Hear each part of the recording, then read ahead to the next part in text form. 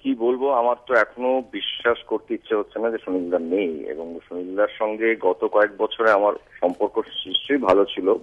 উনি আমাকে খুবই স্নেহের চোখে দেখতেন।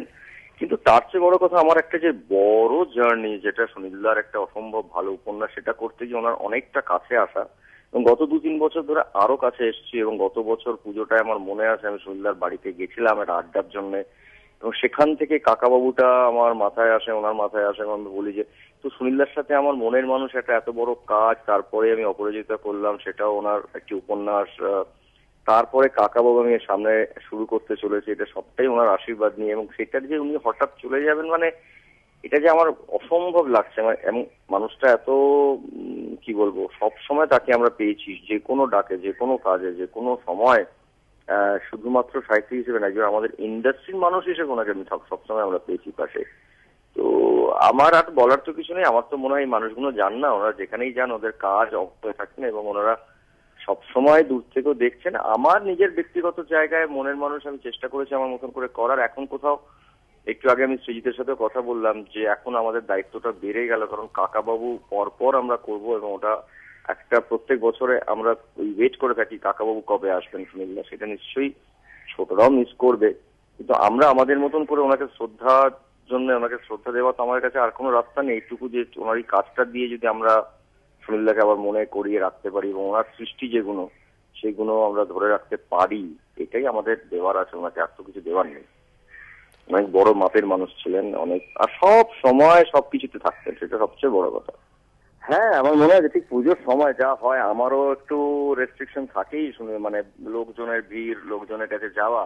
এবং যখন আমাকে এই বলা হয়েছিল যে বাঙালিয়ানা নিয়ে একটি কাজ করতে হবে বা বাঙালি, তখন আমার মনে হয়েছিল যে শুধুমাত্র তো আমাদের এখানে নয়, আমার মনে হয় সারা বিশ্বে যদি আমরা কিছু নিজেরা আমরা যখন গর্বিত হয়ে বলি যে আমরা বাঙালি এবং আমাদের মধ্যে একটা বাঙালিয়ানা আছে, তাতে যদি 10 জনের নাম মাথায় আসে, এটা তো অস্বীকার করা যায় না যে সুনীলদা তার মধ্যে একজন, যে বাঙালি এবং বাঙালিয়ানাকে রিপ্রেজেন্ট করেছেন সারা বিশ্বের কাছে।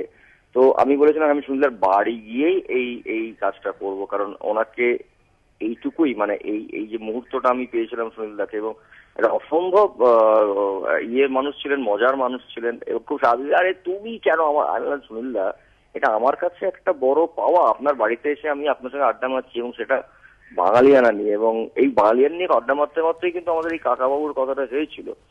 তো আমার কথা মনে, এই মানুষগুলো ভীষণ বাঙালি এবং বাঙালিয়ানা, যে যে আমরা নিজেরা গর্বিত বোধ করি যে আমরা বাঙালি বলে, তাদের মধ্যে যে মানুষগুলোকে নিয়ে আমরা গর্ববোধ করি, তার মধ্যে তো সুনীলদা কয়েকজনের মধ্যে একজন। মানে সেই মানুষটা রিপ্রেজেন্ট করে এই পুরো আমাদের বাঙালি বাঙালি মানে বাঙালি এই শ্রেণীটাকে। নিশ্চয়ই, মানে আমি যখন প্রথম কথা মনের মানুষ আমাকে গৌতম দা বলেন যে হ্যাঁ তুমি করবে, কিন্তু তোমাকে এই জিনিসগুলো করতে হবে, এবং বইটা আমি আগেও পড়েছিলাম, কিন্তু যে মুহূর্তে আমি শুনেছি যে সুনীলদার এই গল্পটা নিয়ে গৌতম দা কাজ করছেন, আমি আবার বইটা পড়েছিলাম। এবং আমি প্রায় গৌতমদার কাছে ছিনিয়েই নিয়েছিলাম, এটা গৌতমদা জানেন যে। এবং সুনীলদার কাছে আমাকে নিয়ে যাওয়া হয়েছিল এবং সুনীলদার সঙ্গে অনেকক্ষণ কথা বলে সুনীলদা বলে হ্যাঁ এটা তুমি করো। তো আমার একটা জিনিস মনে আছে, ওনারা বোধহয় এই ছবিটা প্রথম একবার বাংলাদেশে দেখেন, কারণ আমি সেই সময় ছিলাম না ওনাদের সঙ্গে। কিন্তু সুনীলদার ছবিটা দেখে আমাকে একটা কথা বলেছিল। অবভিয়াসলি সে যখন লন্ডনে প্রিমিয়ার হয়, আমাদের প্রথম শো হয়, তখনও সুনীলদা যে সব সামনেই বসেছিলেন। আমি কি করে পায়ে ভয়তে গিয়ে বসেছিলাম, মানে আমি যে কি করেছি আমি নিজেও জানি না।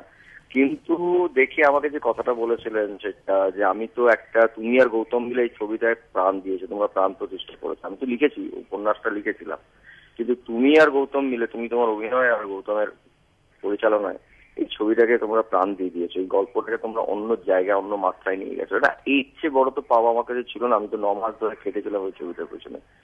একেবারে আমি আমাকে নিজেকে দিয়ে দিয়েছিলাম, যতটা পেরেছি আমাকে পুরোটাই দিয়েছিলাম। তো ওনার কাছ থেকে এই এই পাওয়াটা আমার কাছে, এবং তারপরেই আমি ওনার শুরু করেছিলাম 2 নারী হাতে তরবারি। এবং সুনীলদা যথেষ্ট ভাবে সাহায্য করেছিলেন, এবং আমি আমি খুব ভয়তে ছিলাম যে কি রিয়াক্ট করেন, কি হবে। কারণ এক তো লালন, তার উপরে সুনীলদার অত ভালো একটা মনে। এবং আমার মনে আছে যে ওই মনের মানুষের পরে আমাকে নিজে বলছেন যে আমার এটা ইংরেজিতে হচ্ছে, এই বইটা বেরোচ্ছে, সেখানে প্রচুর মনের মানুষের ছবি ব্যবহার করা হচ্ছে।